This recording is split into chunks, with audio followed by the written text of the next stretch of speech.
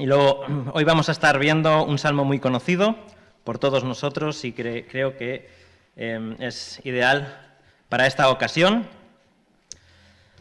Desde el último día que estuvimos juntos han pasado muchas cosas, ¿verdad?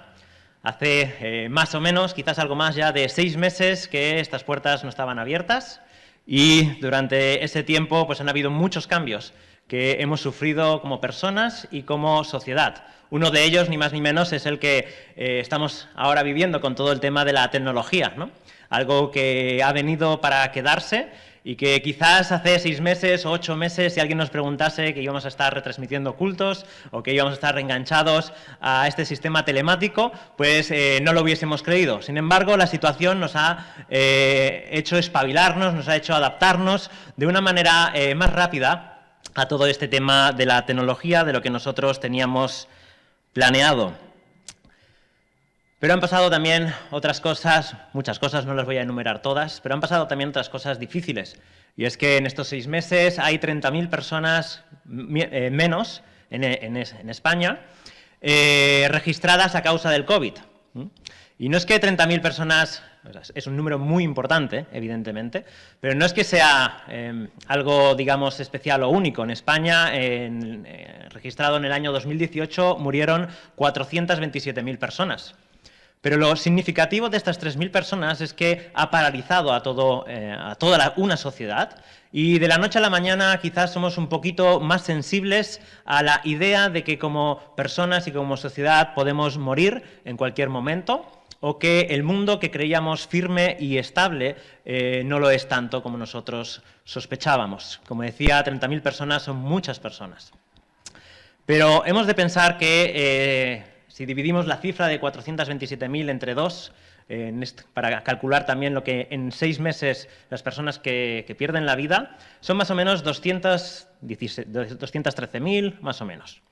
Eso significa que cada 6 meses una ciudad como Sabadell o como Terrassa deja de existir. Las personas que ocuparían una ciudad como Sabadell o como Terrassa dejan de existir en España.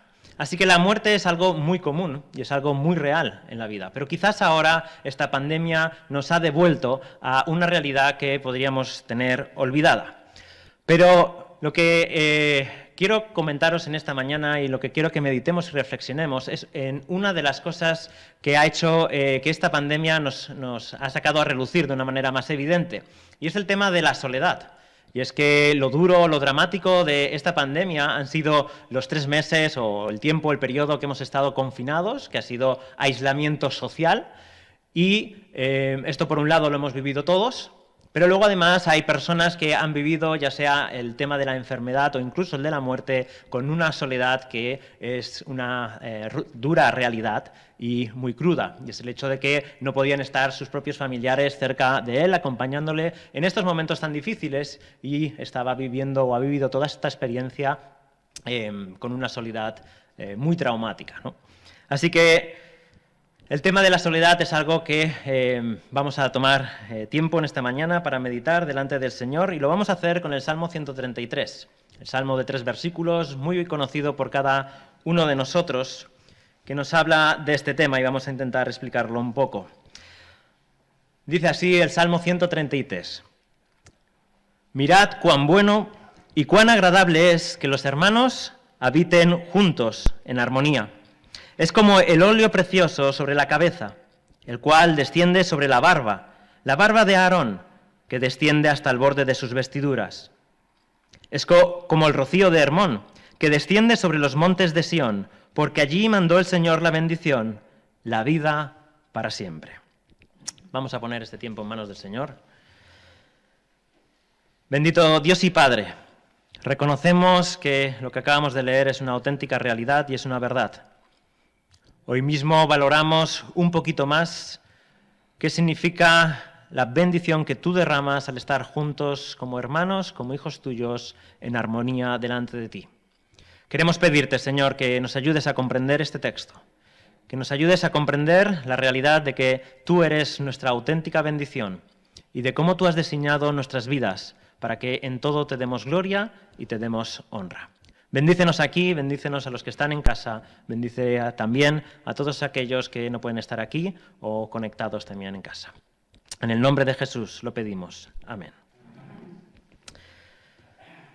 Muy bien, así que este es el salmo que tenemos esta mañana. Son 3 versículos, es un salmo muy fácil a la hora de sacar un esquema, a la hora de clasificarlo. En primer lugar, en el versículo 1 tenemos una afirmación teológica, una afirmación de una verdad, que es la siguiente, en forma de exclamación: mirad cuán bueno y cuán agradable es. Palpar lo bueno, la bendición, lo maravilloso que es. Degustar, ved. ¿Vale? Experimentar por vosotros mismos cuán bueno y agradable es que los hermanos habiten juntos en armonía.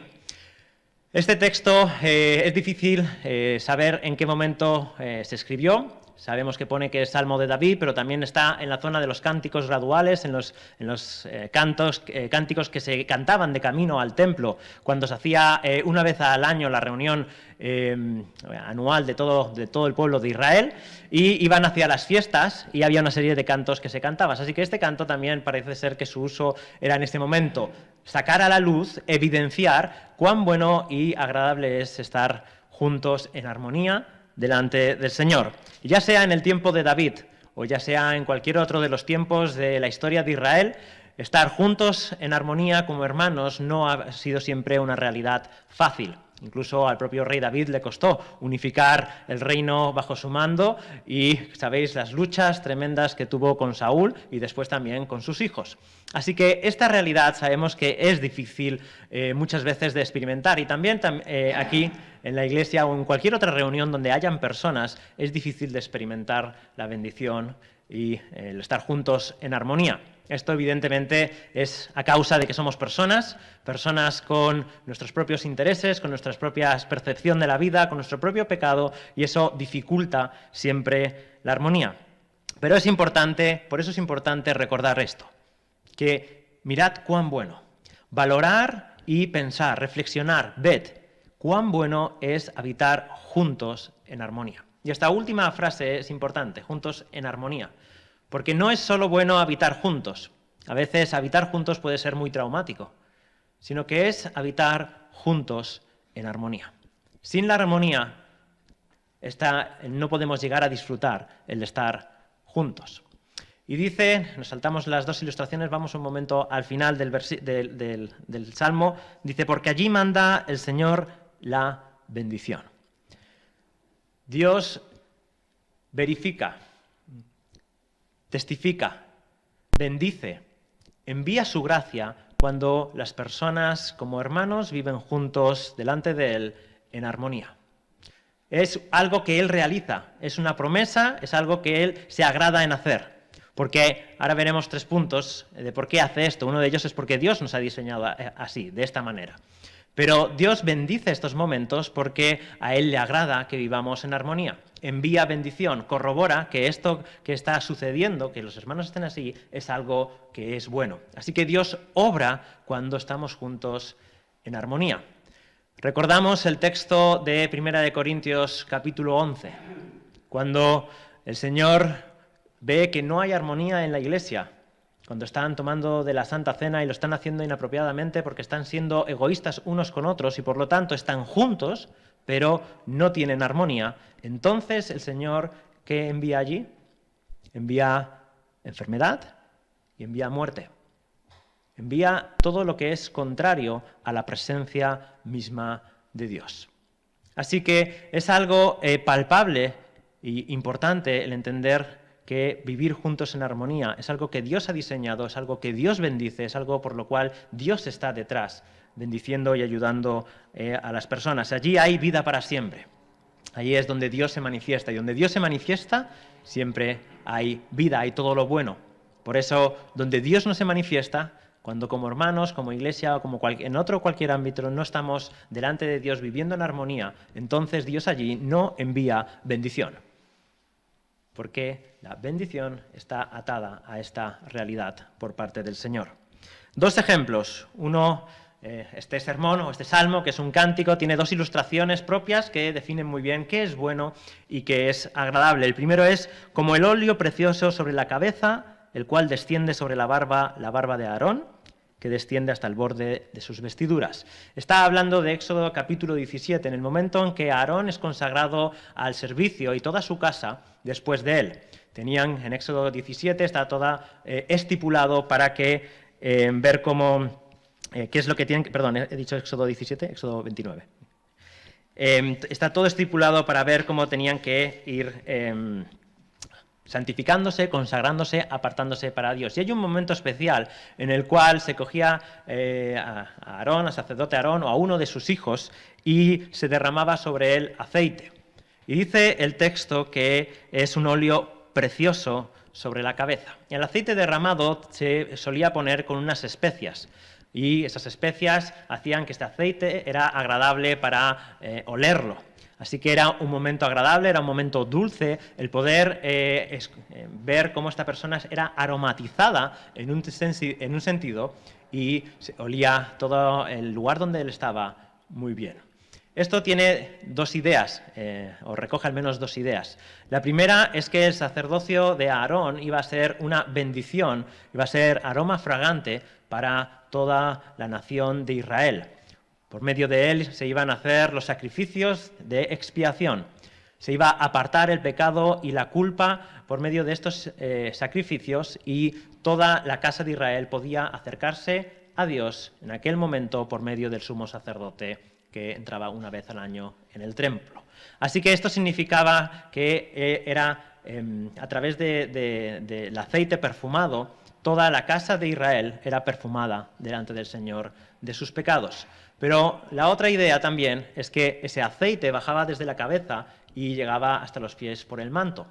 El sumo sacerdote tenía 12 piedras que simbolizaban a las 12 tribus de Israel, y el aceite iba cubriendo toda la cabeza, bajaba por la barba y pasaba por las 12 piedras que tenía en el efod el sumo sacerdote, significando también que esa bendición y esa consagración, que también significa el aceite, era una consagración, era una apartarse para Dios. Y en Dios toda la casa de Israel era perfumada, y en Dios toda la casa de Israel era unida en la santidad que simboliza este aceite. Por eso dice el texto que cuando los hermanos habitan juntos en armonía, hay un olor fragante y hay una consagración al Dios que los ha reunido.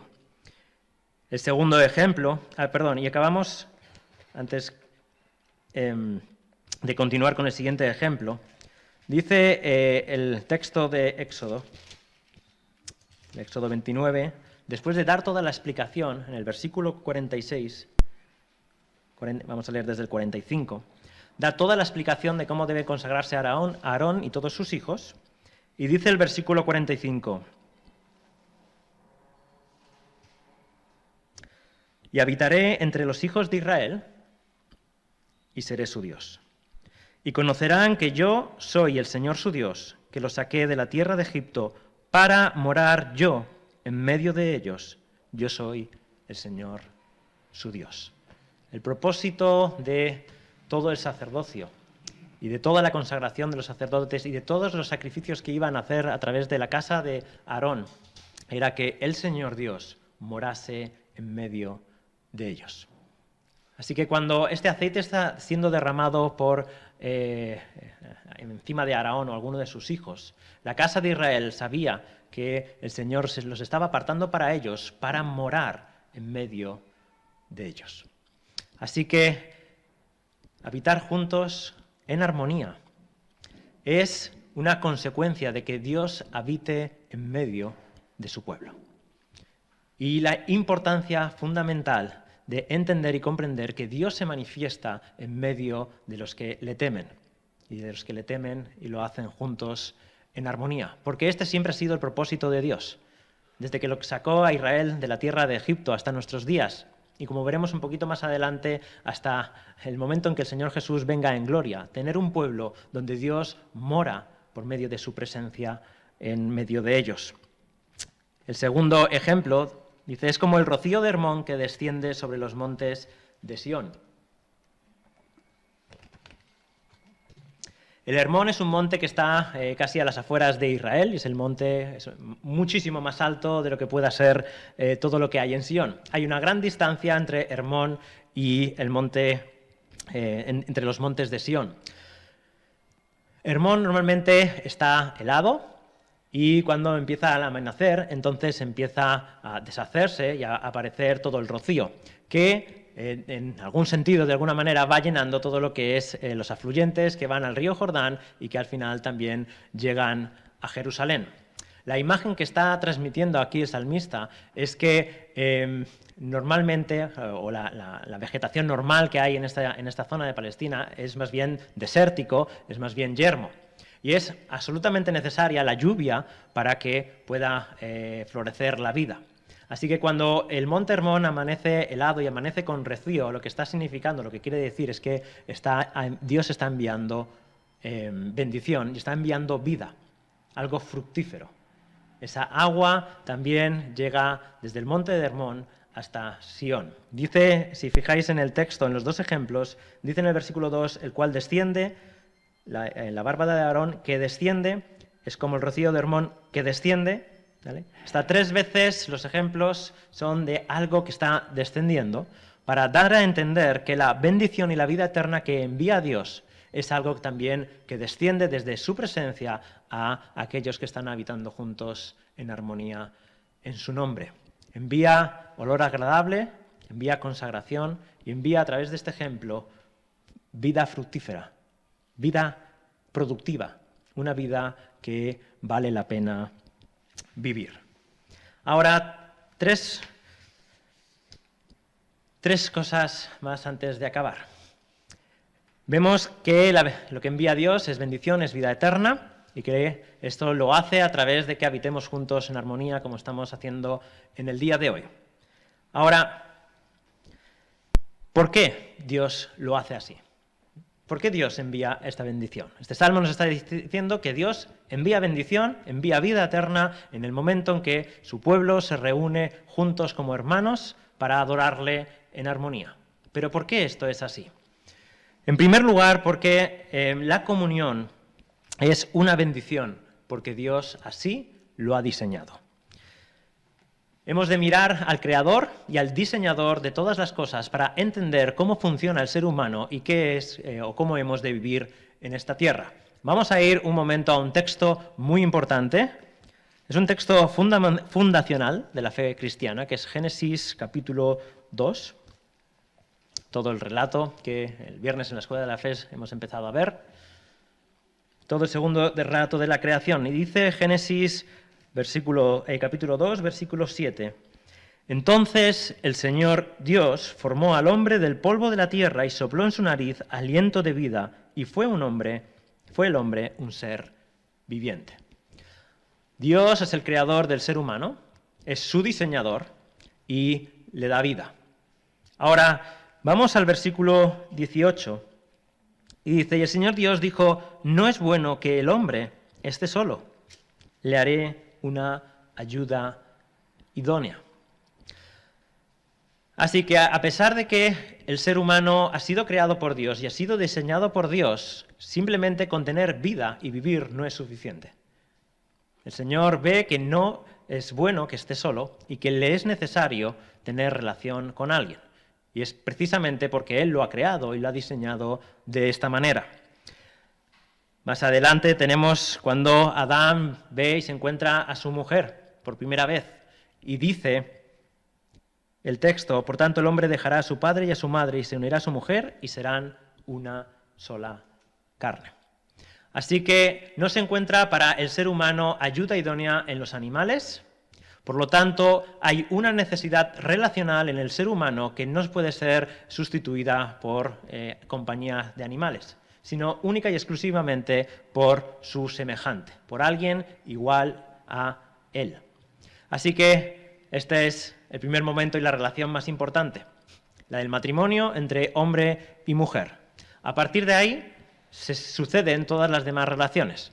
La relación con los hijos, le dejará a su padre y a su madre.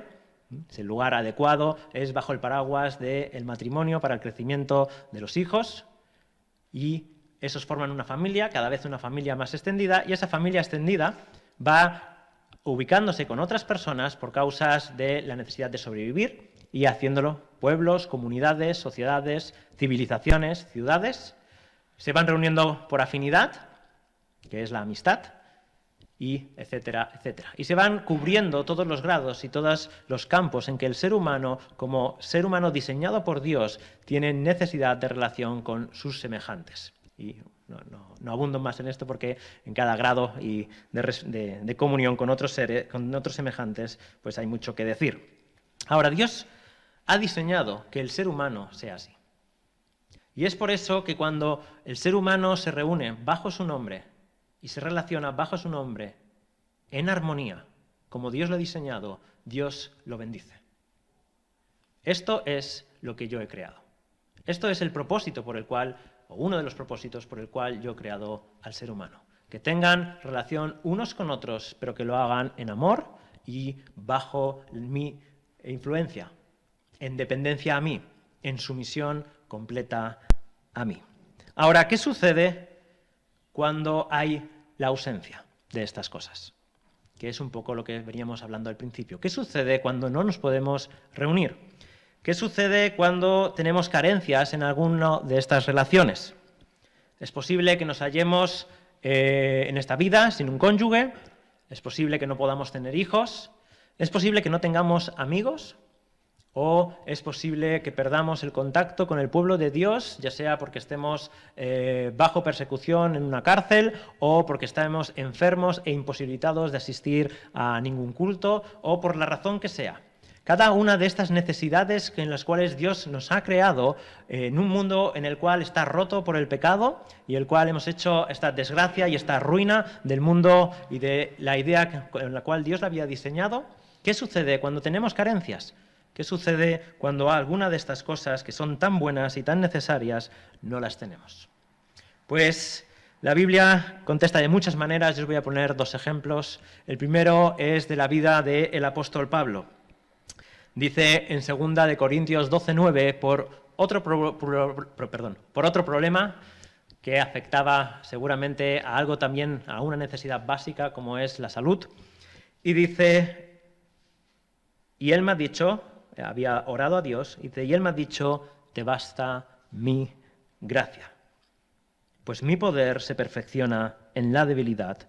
Por tanto, muy gustosamente me gloriaré más bien en mis debilidades, para que el poder de Cristo more en mí. Cuando tenemos la ausencia de alguna de estas cosas, y preparándonos quizás para lo que pueda pasar en el futuro, sabemos que puede llegar persecución, que pueden llegar momentos en los que no podamos reunirnos por otras circunstancias, o cualquiera de estos ámbitos básicos de la vida no los podamos vivir, porque nuestro cónyuge fallece o por cualquier otra razón. ¿Cómo lo afrontamos? La respuesta de la Biblia es a través de la relación más importante y más grande y más necesaria que tiene el ser humano, que es la de estar en comunión con su Señor. Bástate mi gracia, porque mi poder se perfecciona en la debilidad. La debilidad y la necesidad en cualquiera de estos ámbitos es muy importante. Y el ser humano sufre mucho por ellas. Pero Dios es capaz de llenarlas. Y Dios se gloría en llenarlas. Porque se gloría en mostrar su poder y que Él es todo suficiente para cualquier necesidad que tenga el ser humano. Bástate mi gracia. Y la otra es, evidentemente, la del mismo Señor Jesús. Otro salmo nos recuerda su extrema soledad. Dice el salmo que él menciona en la cruz, Salmo 22, Dios mío, ¿por qué me has abandonado? ¿Por qué estás tan lejos de mi salvación y de las palabras de mi clamor? Tenemos a un Dios que conoce exactamente qué es tener carencias en las relaciones humanas. Pero tenemos un Dios que en la persona del Señor Jesucristo conoce de manera fehaciente y mucho mejor que todos nosotros qué es experimentar la soledad por parte de Dios, por parte del Padre. Dios mío, ¿por qué me has abandonado? Y lo está diciendo aquel que es su Hijo eterno. Y en esta experiencia traumática que somos incapaces de sondear plenamente, podemos ver y entender que nuestro Señor Jesucristo es alguien que ha experimentado la soledad y todo rechazo de los hombres, toda burla, pero sobre todo la soledad de Dios, porque Dios puso todo nuestro pecado en Él y tuvo que apartar su mirada de bondad de su propio Hijo. Así que el autor y consumador de nuestra fe es alguien experimentado en la soledad y en el sufrimiento. Y cualquier tipo de necesidad y de sufrimiento, tenemos el consuelo de que nuestro Señor Jesucristo sabe por lo que estamos pasando y tiene la provisión necesaria para suplir todas nuestras necesidades en su persona. Y acabamos con un último punto de por qué es importante y por qué Dios bendice los tiempos en los que estamos juntos en armonía. Y es precisamente porque estos tiempos son un reflejo, son un apunte, son un primer bocado de lo que nos espera en los nuevos cielos y la nueva tierra. Dios nos dice que va a reunir a todo su pueblo y que lo va a juntar bajo sus alas. Por fin, esta vez, sí que van a estar todos sus hijos juntados o debajo de sus alas. Y cuando el Señor venga en gloria, estaremos todos y cada uno de nosotros con nuestro Dios y Señor, en una comunión en armonía perfecta, porque dice Apocalipsis capítulo 21 que allí ya no entrará más el pecado. Y en ese tiempo de armonía precioso delante de nuestro Señor, es un tiempo que no solo vamos a estar los que nos hemos conocido aquí en vida, sino que conoceremos a todos los hermanos nuestros que nos han precedido. Una reunión absolutamente impresionante de hermanos que nos han precedido en la fe y de hermanos que si el Señor no viene antes, que seguirán después de nosotros en la fe. Y de personas que quizás hace tiempo que no vemos y que nos vamos a estar con ellos en perfecta paz y armonía. Dice Apocalipsis 21, y vi un cielo nuevo y una tierra nueva, porque el primer cielo y la primera tierra pasaron y el mar ya no existe. Y vi la ciudad santa, la nueva Jerusalén, que descendía del cielo de Dios, preparada como una novia ataviada para su esposo. Entonces oí una gran voz que decía desde el trono: he aquí, el tabernáculo de Dios está entre los hombres, y Él habitará entre ellos, y ellos serán su pueblo, y Dios mismo estará entre ellos. El propósito final es el mismo propósito que encontrábamos en el cual Dios consagra a la casa de Aarón.